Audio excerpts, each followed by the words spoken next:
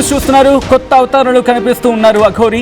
శివ విష్ణు బ్రహ్మ మహాకాళిగా కొత్త అవతారం ఎత్తారు. ఇప్పుడు మధ్యప్రదేశ్లోని ఉజ్జయిన్లో పట్టాభిషేకం గురించి మాట్లాడుకుంటున్న సందర్భం తెలంగాణలో మళ్ళీ అడుగు పెట్టారు అఘోరి. ఇప్పుడు అడుగు పెట్టడం వెనకాల కారణం ఏంటి? మరి ముఖ్యంగా ఇప్పుడు మాట్లాడుకుంటున్న సందర్భంలో కిన్నర్ అఖాడా ప్రభరి మధ్యప్రదేశ్ ఇన్ఛార్జ్గా శివ విష్ణు బ్రహ్మ మహాకాళిగా ఇంతటి చేంజ్ ఓవర్ ఏంటి? పేరు మారింది, ఆ తర్వాత వేషధారణ కూడా మారింది. ఈ మార్పు వెనకాల కారణం ఏంటి? అండ్ ప్రస్తుతం ఈ ఎక్స్పాన్షన్లు ఏమైనా ఉన్నారా? ఆశ్రమానికి సంబంధించి ఎక్స్పాన్షన్లు ఏమైనా ఉన్నారా? మా ప్రతినిధి మహేష్ ప్రస్తుతం అఘోరితో సిద్ధంగా ఉన్నారు. ఈ డీటెయిల్స్ అన్ని ఇన్ఫర్మేషన్ అన్ని తనతో మాట్లాడేందుకు నేరుగా నేను మహేష్ దగ్గరికి వెళ్తున్నాను. Mahesh, yes, over to you. ఇప్పుడే శివ విష్ణు బ్రహ్మ కూడా చేర్యాల కోర్టులో హాజరై ఇప్పుడే మన ఆర్టీవీతో మాట్లాడే సిద్ధంగా ఉన్నారు. శివ విష్ణు బ్రహ్మను మాట్లాడించే ప్రయత్నం చేద్దాం. చెప్పండి అమ్మా, మీరు ఇక్కడికి తెలంగాణకు వచ్చారు, ఏం చెప్తారమ్మా? నేను ఒక నాగసాధుని అఘోరి, నా సాధనని నేను చేసుకుంటూ నేను ఉంటున్నాను. బట్ తెలంగాణ ఆంధ్రప్రదేశ్ నాకు వాళ్ళ కాంట్రవర్సీ ఇప్పుడు నేను నన్ను నమ్మి నాకు మధ్యప్రదేశ్ ఇన్ఛార్జిగా నాకు ఆ పదవిని ఇచ్చారు. చిన్న రకాల బాధ్యతలు మొత్తం నాకు అప్పగించారు. దానికి నేను సంతోషంగా మహారాజ్కి నేను ధన్యవాదాలు చెప్తున్నాను. అంత మంచి పదవి ఇచ్చిన తర్వాత నేను కూడా ఇక అనుకున్నాను, దానివల్లనే నేను ఇప్పుడు ఉజ్జయిన్లో ఆశ్రమం కూడా కడుతున్నాను. ఓకే, అంటే గతంలో తెలంగాణలో ఆశ్రమం పెట్టడానికి కూడా మీరు ముందుకు వస్తా అని చెప్పి అన్నారు. ఇప్పుడు మధ్యప్రదేశ్ లో ఆశ్రమం పెట్టడానికి కారణాలు ఏంటి?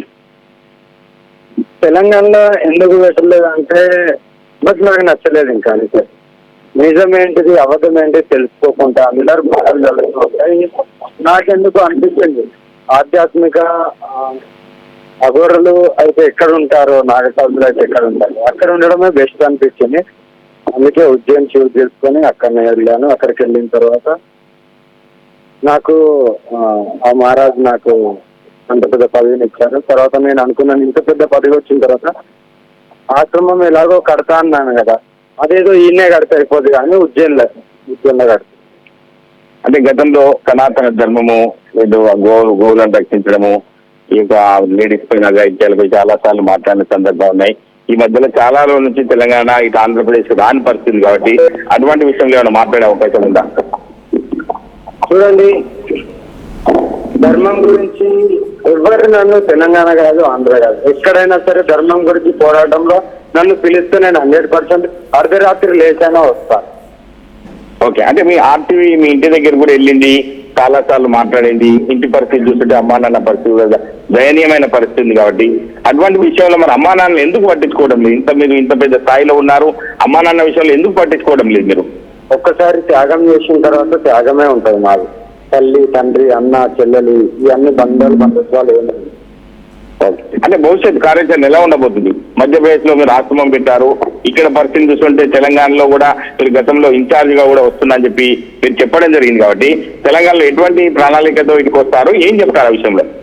తెలంగాణ గురించి ఇప్పుడు అంతా నేను ఆలోచించట్లేదు. నేను అంతా ఉజ్జయిన్ ఆశ్రమం పెట్టాను కాబట్టి అక్కడుండే నేను సేవ చేసుకుంటాను. నేను నా భక్తిలో, నా సాధనలో లేను. ఓకే, అంటే సనాతన హైందవులకు మీరు ఇచ్చే సలహా ఏంటి? అంటే ఇష్యూ జరిగినప్పుడే ముందుకు వస్తారు, మాట్లాడతారు, మిగతా సమయాల్లో మాట్లాడని పరిస్థితి కాబట్టి ఏం చెప్తారమ్మా విషయంలో? తెలంగాణ ప్రజలకు, మన హిందువులకు, కట్టర్ హిందువులకు నేను చెప్పేది అంటే, మీరు ఎక్కడ ఏ అర్ధరాత్రి పిలిచినా నేను రావడానికి సిద్ధం, ధర్మ పోరాటం చేయడానికి కూడా సిద్ధం. ధర్మం గురించి ఎంత దూరమైనా నేను ధర్మం కాపాడు.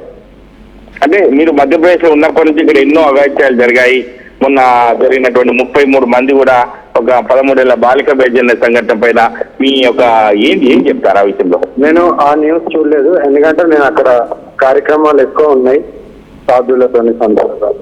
ఇప్పుడు టీఎస్ వస్తుంది అక్కడ, అంటే ఇట్లా ప్రయాగరాజ్లో కుంభమేళ ఎలాగో అలా ఉంది. దాని గురించి అన్ని తయారులు జరుగుతున్నాయి.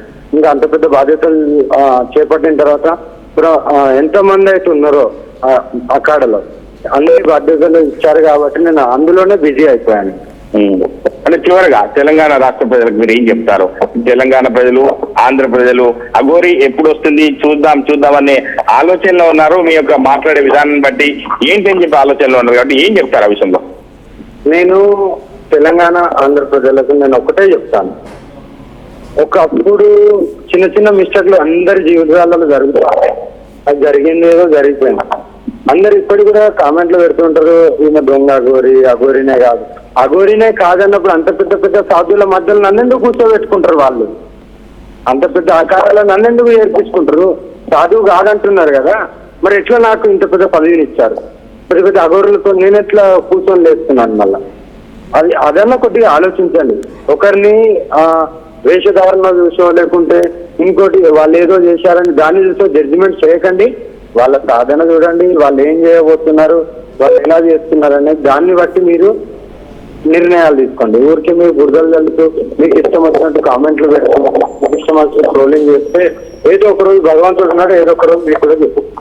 అంటే భక్తుల రూపంలో మీకు వచ్చి కలిసిన వాటిని కూడా చాలా మంది ట్రోల్ చేసిన సందర్భాలు మొన్న కూడా చూసాము. ఒక అమ్మాయి విషయంలో ట్రోల్ చేశారు కాబట్టి ఆ అమ్మాయి కూడా నేను భక్తురాలని చెప్పిన సందర్భం చూస్తున్నా కాబట్టి అటువంటి విషయాలు ఏం చెప్తారు? మీరు కరెక్ట్ అడిగారు. ఆ పిల్ల ఎవరంటే నాకు ఈ ఇంత పెద్ద మధ్యప్రదేశ్ ఇన్ఛార్జ్ ఇచ్చారు, వాళ్ళ మరదలు ఆమె. వాళ్ళ ఇంటికి నాకు ఆ వీడియోలో మీకు ఉంటుంది, నాకు సర్టిఫికేట్ ఇచ్చారు. మధ్యప్రదేశ్ కిన్నెరకాడ ప్రభారి అనేది సర్టిఫికేట్ ఇచ్చారు. అప్పుడు వాళ్ళందరూ అక్కడనే ఉండారు. అమ్మ ఒక వీడియో తీసుకున్నారు, తీసుకో. అప్పుడు గురువు గారు చెప్తే తీసుకో ఏం కాదు అని అంటే అప్పుడు ఆమె తీసుకుంది. దాన్ని ఇంకో అమ్మాయితో ఉన్నాడు. నేను అదే పని కోసం లేదేంటి మాకు? మీరు అక్కడికి వచ్చి ఆరాధియండి, నా గురించి తెలుస్తుంది. మీరు నార్త్లో ఎక్కడికి వచ్చి ఎవరిని అడిగినా నా గురించి మొత్తం చెప్తారు, A to Z.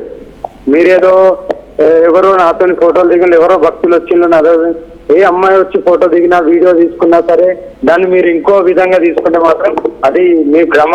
అలాంటివి ఏముండయి, అది మీ ఊరికే వదిలేస్తున్నాం. ఓకే, అంటే రాజస్థాన్ లో జూని తపస్య అని చెప్పి 9 రోజుల పాటు మీరు ఉదయం 12 గంటల నుంచి 3 గంటల దాకా కూడా ఒక కార్యక్రమం చేసినారు కాబట్టి ఆ కార్యక్రమం ఉద్దేశం ఏంటి? ఆ కార్యక్రమం వల్ల ఉపయోగం ఏముంటుంది అనుకోవచ్చు?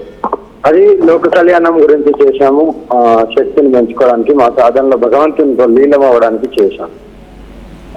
మేము తపస్యలు చేస్తూ శ్మశానాలలో పడుకుంటూ 24 గంటలు శ్మశానంలోనే ఉంటూ అలా ఉండే వాళ్ళము. మాకు ఇక్కడికి వచ్చిన తర్వాతనే నెగిటివ్ గా చూస్తారు అంతే.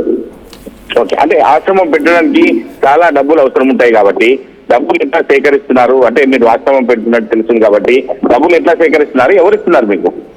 భక్తులు ఉన్నారు, భక్తులే వాళ్ళే కట్టిస్తున్నారు, భక్తుల త్రూనే అవుతుంది. ఓకే, చివరగా అంటే తెలుగు రాష్ట్రాల ప్రజలకు చివరగా ఏం చెప్తారు? బట్ తెలుగు రాష్ట్రాల ప్రజలకు ఇదే చెప్తున్నాను, ఎవరు ఏమనుకున్నా సరే నేను ఒక అఘోరిని, ఒక నాగసాధుని, ఇలాగే ఉండాలి, ఇలాగే ఉంటాను కూడా. బట్ ఎవరు ట్రోలింగ్ చేసినా ఏమనుకున్నా నాకు అంత పడదు. ఒకవేళ తెలంగాణలో నాకు ఎవరైనా నేను వచ్చినప్పుడల్లా నాకు వచ్చి కలుస్తా అంటే నేను ఆహ్వానిస్తాను, రండి కలవండి మాట్లాడండి, కానీ ట్రోలింగ్ మాత్రం చేయకండి అంతే.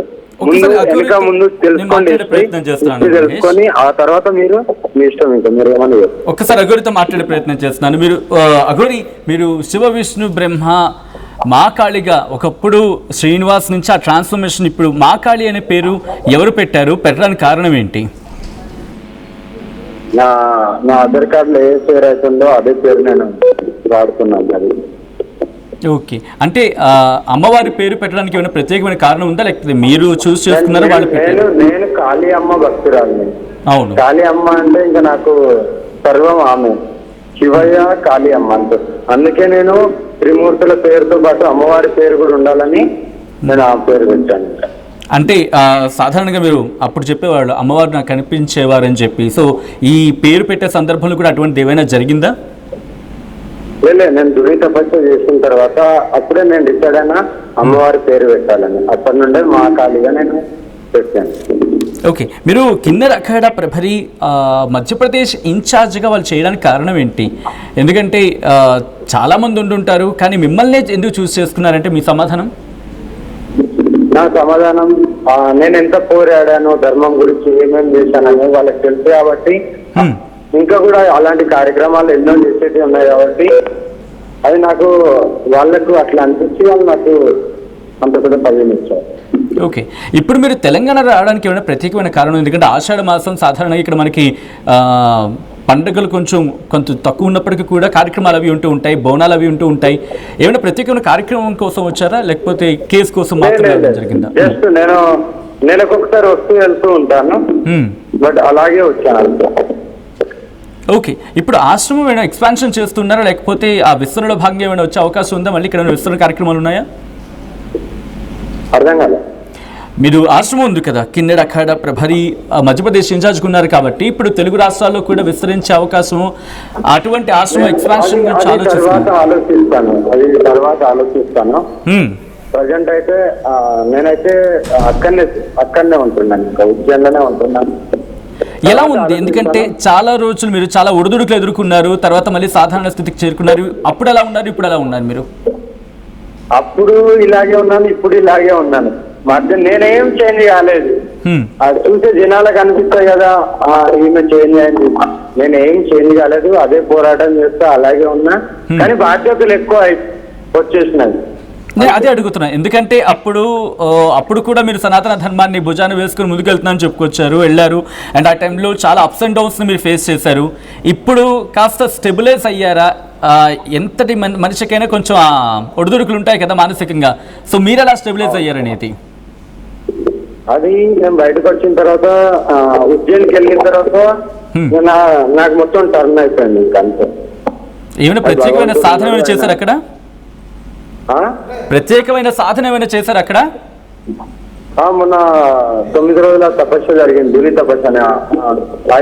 5 పక్కలు మొత్తం 5 అగ్గిని చుట్టూ పెట్టుకొని సూర్యదేవుడు కూడా వస్తారు, అట్లా తపస్సు. దాన్ని ధూళి తపస్సు అంటారు. అది చేసిన శ్మశానాలలో అయితే డైలీ నడుస్తూనే ఉంటుంది. ఓకే, మీరు ఒక మాట అన్నారు ఇందాక, 24 గంటలు శ్మశానంలో ఉంటాం, మాకు మిగతా ప్రపంచంతో సంబంధం లేదని చెప్పి. ఒక్కసారి సాధారణ ప్రజలకు అర్థమయ్యే భాషలో చెప్తారా? ఆ ప్రపంచం ఎలా ఉంటుంది, అండ్ సాధారణ మనిషికి ఉన్నప్పుడు ఈ ప్రపంచం ఎలా ఉంటుంది? ఒక్కసారి చెప్తాను. మనిషి జీవితం ఎక్కడైతే ఎండ్ అవుతుందో అఘోరీలు అక్కడి నుండి స్టార్ట్ చేస్తారు. ఇంతకంటే పెద్ద వర్డ్ ఉండదు. ఇంకా మనిషి శూన్యమైపోతాడు, ఖాళీ మొత్తం బూడిద అయిపోతాడు. అక్కడి నుండి అఘోరి స్టార్ట్ చేస్తాడు జీవితాన్ని. అంటే అర్థం చేసుకోండి, నార్మల్ మనిషికి అఘోరికి రివర్స్ లో వెళ్తుంది. కానీ సాధారణంగా శ్మశానం అంటే భయపడిపోతారు కదా. భయం దేనికి? శ్మశానంలో సాక్షాత్తు మహాకాలు ఉంటుంది. ఎప్పుడైనా మీకు భయం అనిపించింది? అంటే దాని ఏంటంటే కార్యక్రమాలు అలవాటు చేసుకున్న సందర్భంలో కాదు, చెప్పడం భయం అనిపించిందండి? నాకు ఎప్పుడు నేను భయపడేదాన్ని అయిపోలే కాదు, నేను భయపెట్టేదాన్ని కాదు. నేను భయపెడతాను తప్ప నేను భయపడాను. ఇన్ని ఒడుగుడికలు తట్టుకుని ఎప్పుడన్నా భయం అనిపిస్తుందో? ఎప్పుడు లేదు, ఇప్పుడు కూడా లేదు. దేనికి భయపడాలి? భగవంతుని తప్ప మనుషులకు ఎవరికి భయపడాల్సిన అవసరమే లేదు. ఒకప్పుడు మీలో చాలా ఫియర్స్ అటాక్ అనిపించేది. అంటే ధర్మం వైపు వచ్చినప్పుడు గట్టిగా నిలబడతారా, గట్టి వాయిస్ ఉంటుంది. కానీ సాధారణ సందర్భంలో కోపం వస్తే కనుక అఘోరి తట్టుకోవడం కష్టం అనే ఒక బీభత్సమైన రూపం ఉండేది. కానీ ఇప్పుడు చాలా కామ్ అయిపోయారు. అది ఇప్పుడు కూడా ఉంది, ఏం తగ్గలేదు. ఇప్పుడు ఎవరైనా కోపం తెప్పిస్తే మళ్ళీ అది ఇప్పుడే అట్లనే ఉంది. దాంట్లో ఏం మార్పులేదు, నేనేం మారలేదు. చూసే వాళ్ళకి అలా అనిపిస్తే వాళ్ళ భ్రమ. అంటే సినిమా భాషలో చెప్పాలంటే అఘోరి ఎక్కడ తగ్గేదే లేదన్నట్టున్నారు. అయితే నేనెందుకు తగ్గాలి? తప్పు చేస్తే కదా తగ్గాల్సింది. ప్రపంచానికి తెలుసు, భగవంతునికి తెలుసు ఎవరు ఏం చేశారు, ఎవరు ఎలా ఏంటనేది భగవంతుడు. నేను తప్పు చేస్తే భగవంతుడు ఈ రోజు నాకు ఈ స్థాయిలో నేను ఉండను, ఇలా కూడా ఉండను.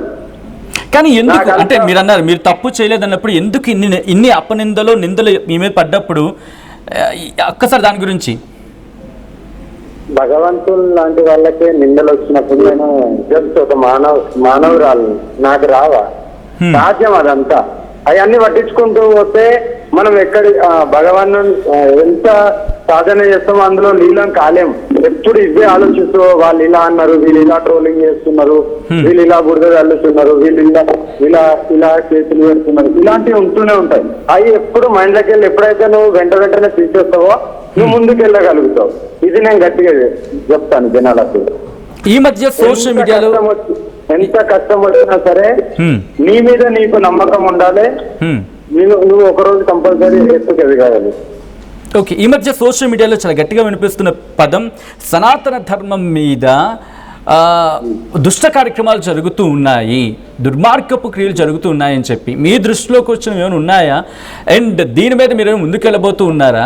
ఏం జరుగుతుంది? ఎందుకంటే మీరు గతంలో అన్నారు సనాతన ధర్మానికి నేను వెనుదనుగా ఉంటానని చెప్పి. అప్పుడు కాదు, ఇప్పుడు కూడా అంటున్నాను. ఒకవేళ అలాంటిది ఏమన్నా ఉంటే నా దాకా వస్తాయి. ఎందుకంటే నాకు ఫస్ట్ లో ఉన్నంత అంత సమయం ఇప్పుడు లేదు నా దగ్గరికి. డైలీ ఆశ్రమం దాకా 500 మంది 600 మంది జనాలు వస్తుంటూ పోతుంటారు. మళ్ళీ అకాడ బాధ్యతలు చూసుకోవాలి. నేను వీటిలోనే నేను ఉన్నాను సార్. ఒకవేళ తెలంగాణ నుండి అలాంటిది ఏమైనా జరిగితే నాకెవరైనా అప్రోచ్ అయితే నేను 100% రావడానికి నేను ముందున్నాను. ఎంత దూరమైనా వెళ్తాను. అద్భుతం, అద్భుతం. అంటే సనాతన ధర్మానికి సపోర్ట్ గురించి ప్రాణం ఇవ్వడానికైనా ప్రాణం తీయడానికైనా ఉన్నాను నేను. మీరు ఎప్పుడైనా అప్రోచ్ కావచ్చు. తెలంగాణ ప్రజలకు చెప్తున్నాను, ఒకవేళ సనాతన ధర్మం మీద కానీ ఎవరైనా గుళ్ళ మీద దోపిడీ ఏమన్నా అపవిత్రం చేస్తే మీరు నాకు అప్రోచ్ కావచ్చు. మీ ముందు నేనుంటాను. ఎంత కష్టం వచ్చినా నేను ఒక్కదాన్ని అనుభవిస్తాను నిలబడి. కానీ ఎలా? ఎందుకంటే అఘోరీని కాంటాక్ట్ చేయడానికి మనం అంటే మీడియాగా మాకి చాలా కష్టం అవుతుంది మిమ్మల్ని కాంటాక్ట్ చేయడానికి. సాధారణ ప్రజలు ఎలా కాంటాక్ట్ చేయొచ్చు? ఉజ్జయిని ఆశ్రమంకు రావాలి ఎవరైనా సరే. అక్కడ చిన్నపిల్లల నుండి ఎవరిని అడిగినా చెప్తారో ఇట్లా దిగంబర్ అమ్మ కాళీమాతని కలవాలంటే ఎవరికైనా తీసుకొని వస్తారు ఆశ్రమం కాదు. ఒక్కసారి మీ కార్యాచరణ ఎలా ఉంటుందో చెప్తారు ఉదయం లేచిన దగ్గర నుంచి? ఎందుకంటే మా ఖాళీగా మీరు మారిన తర్వాత మీ ఒకసారి లేస్తాను. ఉదయం 4 అసలు నేను 4 గంటలకు పడుకుంటాను. 6కి 7కి లేచి 3 అవర్స్ పడుకొని మళ్ళీ స్నానం గీనం చేసి అలంకరణ చేసుకొని 8 గంటలకు నేను ఉజ్జయిన్ మహాకాళ గుడి లోపలికి వెళ్తాను. 9ంటికి బయటకు వస్తాను. 1 అవర్ అందులోనే కూర్చొని ఉంటాను మంచిగా. ఆయనను చూస్తూ మంచిగా భజనలో మంచిగా గుళ్ళ ఆ జ్యోతిర్లింగంలో 1 గంట సేపు కూర్చొని మళ్ళీ ఆశ్రమం కాడికి వస్తాను. భక్తులు వస్తుంటారు. ఇక వాళ్ళ పూజలు అవి చూసుకుంటూ ఉంటాను. పెద్ద పెద్ద సాధువులు వస్తుంటారు, పిలుస్తుంటారు. వేరే అకాడ వాళ్ళు కూడా పిలుస్తుంటారు. వాళ్ళ దగ్గరికి వెళ్ళడం కలవడం. మరి భిక్షాది ఎలా? భిక్షాది ఎలా? భిక్ష నేనే వండుకుంటున్నాను. మీరే వండుకుంటున్నారు? నేనే వండుకుంటా. ఉల్లిగడ్డ అల్లం వెల్లిపాయ ఇలాంటి అన్ని బంద్ అయిపోయినాయి. ఓకే, మీరు ఇందాక మాట అన్నారు చాలా మార్పు నాలో వచ్చిందని చెప్పి. సో ఈ 2 నెలల పరిణామాల్లో చాలా చేంజ్ కనిపిస్తుంది. చాలా ప్రశాంతం అవుతూ ఉన్నారు. ఎవరి ఇంపాక్ట్ అయినా ఉందా లేకపోతే మిమ్మల్ని మీరు కామ్ డౌన్ చేస్తున్నారు? ప్రశాంతం కాదు, నేను అదే స్ట్రాంగ్ గా నేను అలాగే ఉంటాను. ఎందుకంటే బాధ్యతలు వచ్చిన తర్వాత బాధ్యతలు ఇప్పుడు ఒకటి అంటారు కదా. ఇప్పుడు నేను మధ్యప్రదేశ్ ఇన్ఛార్జ్ ఉన్నప్పుడు ఆ లెవెల్ వేరు. ఆ లెవెల్లో థింకింగ్ చేయాలి. మళ్ళీ లో లెవెల్కి వెళ్ళి థింకింగ్ చేయద్దు. మనం ఎక్కడ పోరాడాలి, ఎక్కడ పోరాడకూడదు, ఎక్కడ మనము స్ట్రాంగ్ గా మాట్లాడాలి, ఎక్కడ మాట్లాడకూడదు అనేది అన్ని నేను బాగా తెలుసుకున్నాను. ఎందుకంటే ఆ పదవిది గరిమ అలా ఉంది. ఓకే, మర్యాద అలా ఉంటుంది ఆ పదవికి. మీలో ఒక చేంజ్ ఓవర్ అయితే మాత్రం అందరూ స్పష్టంగా కనిపిస్తుంది. ఒకప్పుడు దిగంబరంగా కనిపించిన అఘోరి ఈరోజు నిండైన వస్త్రధారణతో కనిపిస్తూ ఉన్నారు. ఆ వస్త్రధారణలో కూడా కాస్త వైవిధ్యం ఉంది. ఏదో పులి చర్మంలా కనిపిస్తుంది. ఐ డోంట్ నో, ఒక్కసారి దాని గురించి. ఒకప్పుడు ఇదే జనాలు అన్నారు ఆమె ఒక మహిళ కదా బట్ట కట్టుకోవచ్చు. కట్టుకున్న తర్వాత కూడా అంటారు ఆమె దిగంబరం ఉంటారు. మళ్ళా బట్ట ఎందుకు కట్టుకున్నారు? జనాలు 2 రకాలు ఉంటారు. అందుకే జనాలకు వదిలేయాలి. నేను కూడా అనుకున్నా కదా ఇప్పుడు ఇంత పెద్ద పదవి వచ్చిన తర్వాత మనం కూడా సరే క్లాత్ కట్టుకోవడం లేముంది. శ్మశానంకి వెళ్ళిన తర్వాత మనం ఎలా ఉన్నా సరే బయటకు వచ్చిన తర్వాత చిన్న క్లాత్ కట్టుకున్నాం. మర్యాద సరే వాళ్ళు మర్యాద ఇమ్మన్నారుగా, మనం మర్యాద ఇద్దాం. మనకు కూడా మర్యాద ఇవ్వండి. మీరు మెడలో వేసుకున్న ఆభరణాల గురించి ఒకసారి చెప్తారా? ఎందుకంటే చిన్న చిన్నవి కనిపిస్తూ ఉన్నాయి. ఇది మీరు ఓంకారేశ్వర్ జ్యోతిర్లింగం ఉంటది కదా, ఇది అదే నర్మదేశ్వర్ అంటారు. నర్మదేశ్వర శివలింగం అంటారు. ఓకే, ఇది మొత్తం స్టోన్ తో అని చెప్పించాను నేను. చిన్న చిన్న కప్పలాలు కనిపిస్తూ ఉన్నాయి. అంటే బేసికల్ గా ఇలా చూసినప్పుడు ఏమనిపిస్తుంది అంటే ఎక్కడో ప్లాస్టిక్ బొమ్మలు తీసుకుని చేసేసుకుంటారేమో అని చెప్పి అనుమానం పడుతూ ఉంటారు. నేను మిమ్మల్ని ప్రత్యేకంగా ఎందుకు అడుగుతున్నానంటే మీకు అవసరం లేదు అవన్నీ కూడా, బట్ వాటి ప్రత్యేకత తెలుసుకుందామని. నా దగ్గర ఒరిజినల్ ఉంటాయి ఏముంటాయో. ఇప్పుడు బండి ఓపెన్ చేస్తే మన డిక్కీ ఓపెన్ చేస్తే అన్ని కనబడుతుంది. అవునవును, ఎప్పుడు ఉండేటి పూజ కపాలాలు ఒరిజినల్ ఎప్పుడు ఉండేటి. ఆ చిన్న చిన్న కపాలాలు మెల్ల వేస్తున్నారు కదా, దాని వెనకాల కారణం ఏంటి? ఇది ఉజ్జయిన్లో ప్రతి ఒక్క అఘోరి వేసుకుంటారు. నాకు ఒక అఘోరి బాబాయ్ ఉన్నాడు, ఆయన నాకు ఇచ్చింది అన్నట్టు, బిడ్డ నువ్వు ఇది వేసుకో, ఇది నీ దగ్గర ఉందని అంటే సరే అని ఆయన నాకు స్వయంగా వేసింది. అప్పటి నుండి అలాగే ఉంది. ఇంకా అద్భుతం. ఆ రుద్రాక్ష అలాగే కంటిన్యూ అవుతూ ఉన్నారు. బట్ మీరు గతంలో ఒక కార్ మీద తిరిగేవాళ్ళు, కారుకి సంబంధించిన నెంబర్ ప్లేట్ కూడా ఉండింది కాదు, ఏదో అదంతా జరిగింది. అది పక్కన పెడితే ప్రస్తుతం మీ రథం ఏంటి, మీ వాహనం ఏంటి? ఇప్పుడు నేను హోండా సిటీ వాడుతున్నాను. Same stickering, same number plate ఉండదు ఏమో. Same vehicle? సేమ్ వెహికల్ మీకు చూపిస్తాను, ఇప్పుడు చూడండి. ఒక్కసారి చూపించే ప్రయత్నం చేయండి మహేష్, కుదిరితే కనుక. ఓకే, ఇప్పుడు అఘోరి వాడుకున్నటువంటి ఉదయం లేవగానే ఇదే కాకుండా ప్రయాణం చేయడం జరుగుతుంది. అంటే పొద్దున లేవగానే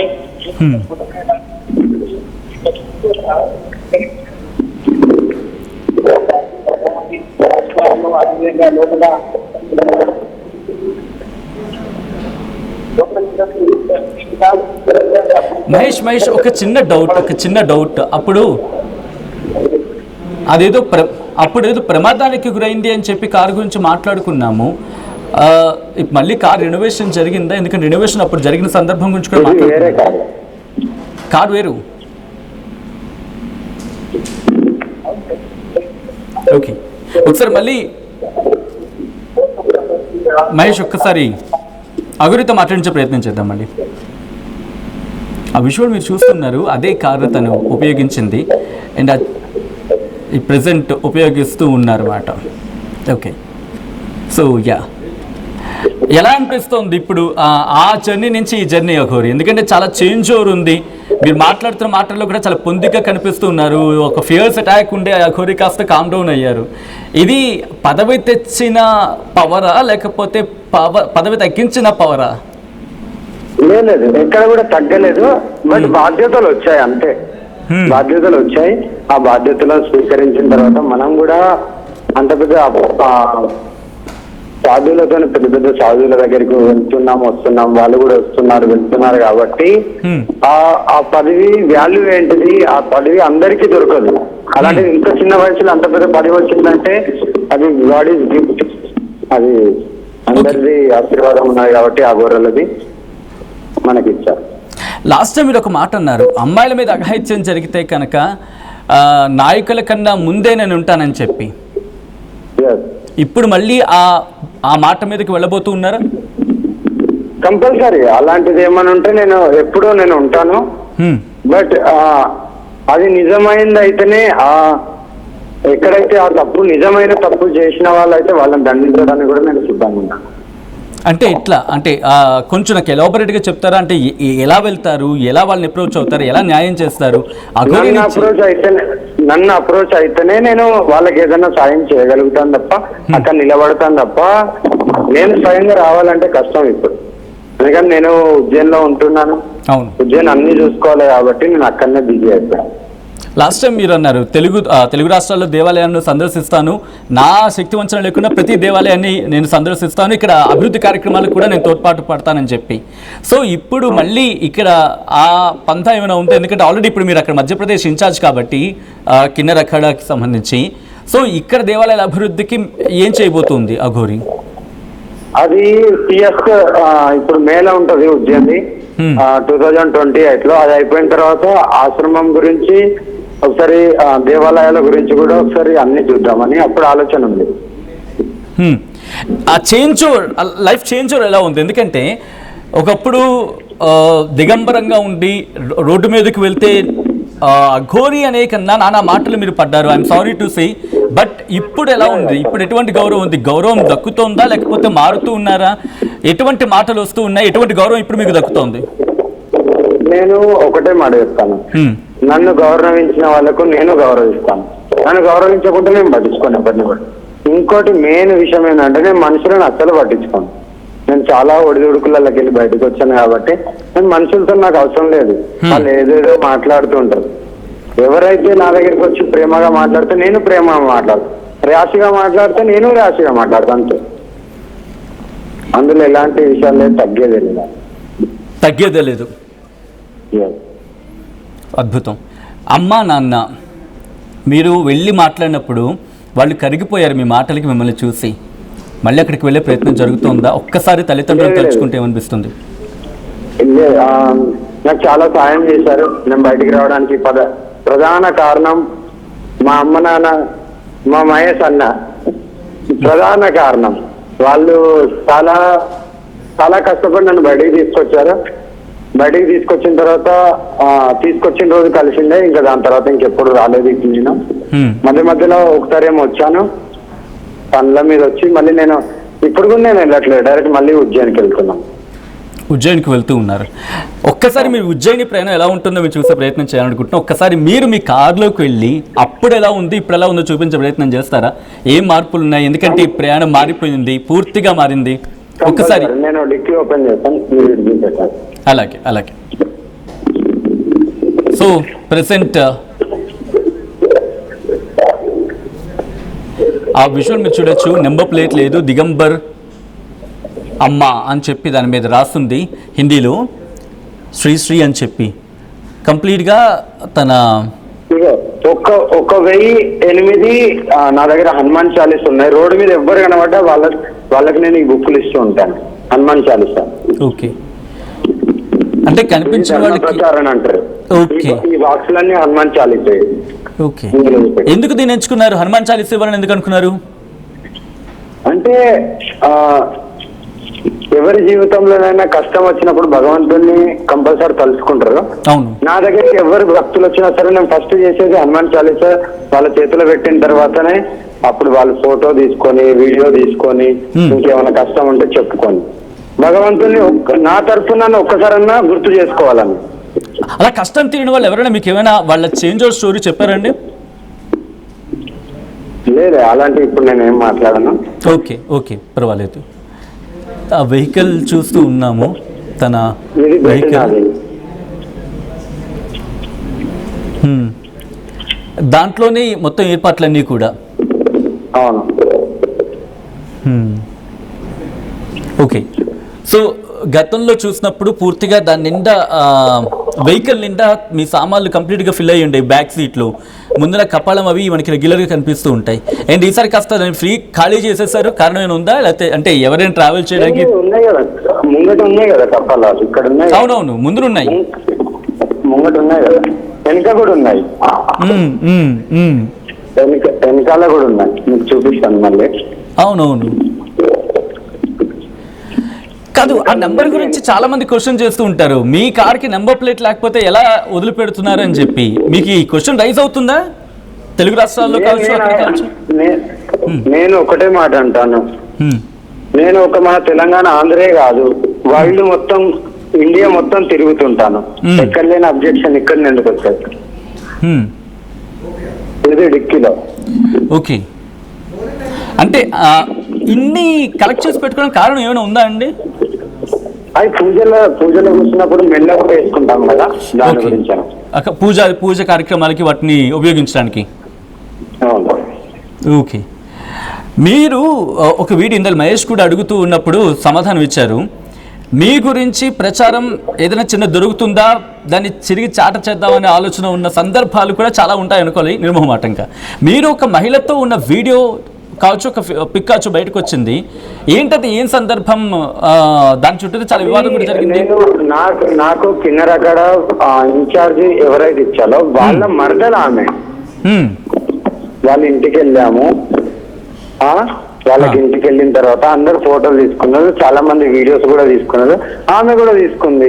దాన్నే ఇంత పెద్ద వైరల్ చేశారు. ఇంకో అమ్మాయిని పట్టుకుంది. అదే పనిపాటు ఉండేది నాకు. ఒక్కసారి దెబ్బతిన్నా సరిపోదా జీవితంలో? రైట్. మీ దగ్గర లాస్ట్ టైం ఒక భైరవ అని చెప్పి ఉండేది, అది ఉందా అండి? ఉంది, ఆశ్రమం కాడుంది. ఓకే. వెంట తీసుకొని రాలేదు, ఎందుకంటే 1000 కిలోమీటర్లు ఉంటాయి, కంటిన్యూ నడుపుకుంటూ వచ్చాను. ఉజ్జయిన్ మహాకాలం దర్శనం చేసుకొని 11 గంటలకు బయలుదేరాను, నైట్ రీచ్ అయ్యాను. అఘోరి, గతంలో మీతో పాటు ఒకరు ఇద్దరు ఉండేవాళ్ళు ప్రయాణంలో. సో గత అనుభవాల దృష్ట్యా ప్రెసెంట్ మీరు ఒక్కరే వెళ్తున్నారా, లేకపోతే ఎవరైనా వస్తూ ఉన్నారా మీతో? ఎటువంటి జాగ్రత్తలు తీసుకుంటున్నారు? ఓన్లీ సింగల్ ఒక్కదానికి ఉంటేనే ఆనందంగా ఉన్నాను. ఓకే. చివరిగా ఏం చెప్పాలనుకుంటున్నారు తెలుగు ప్రజలకు? ఆనందంగా ఉండండి, గుళ్ళకి వెళ్ళండి, పూజ చేయండి, బట్ మీ కుటుంబంతో సుఖంగా సంతోషంగా ఉండండి. అందరు హిందువులకు, కట్టర్ సనాతనులకు నేను ఇదే చెప్తున్నాను, ఎక్కడైతే గుళ్ళ కాడ దోపిడీలు జరగడం కానీ, గుళ్ళని కూల్చడం కానీ అలాంటివి జరిగినప్పుడు అందరం కలిసి పోరాడదాం. అందులో నేను ముందు ఉంటాను. మీరు నన్ను అప్రోచ్ అవ్వండి, 100% నేను ముందు ఉంటాను.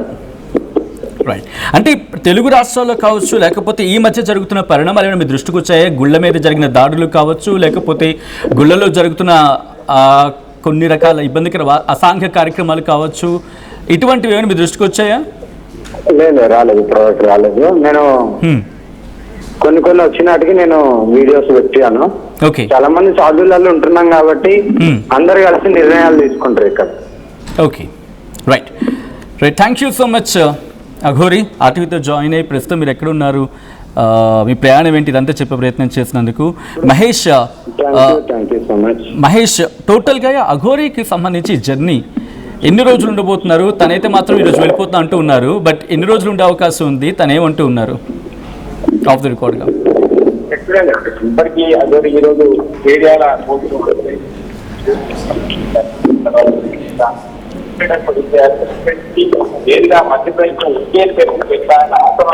ప్రధానంగా చెప్తారు. ఎటువంటి ఇబ్బందులు కలగకుండా నా దగ్గరికి రావద్దు, నేను సనాతన గర్భం కోసం పోరాడాలని సంగ్రామాలు చూస్తా, మీరందరూ కూడా ఇవన్నీ చూసుకుంటే నాకు ఎవరు వరకు ఆశ్రమం పెట్టుకొని ఆశ్రమం వస్తే వారికి సమాధానం చెప్పిన వారి యొక్క మంచి. Right Mahesh, thanks for the update. మొత్తంగా అయితే మాత్రం అఘోరి శివ విష్ణు బ్రహ్మ మాకాళి ఇక ఇప్పుడు మారారు. ఒకటే అంటున్నారు ఆమె, నేను సనాతన ధర్మం కోసం పోరాటం చేస్తాను, ఇక్కడ కూడా తగ్గేది లేదంటూ చెప్పుకుంటూ వస్తున్న సందర్భం. మరి తన జర్నీ ఎలా ఉండబోతోంది అండ్ మీరేమనుకుంటున్నారు? తన ఈ ట్రాన్స్ఫర్మేషన్కి మాట్లాడుకుంటూ ఉన్నారా, లేకపోతే మీ అభిప్రాయం ఏంటి? మీరేమనుకుంటున్నారు? కామెంట్ చేయండి.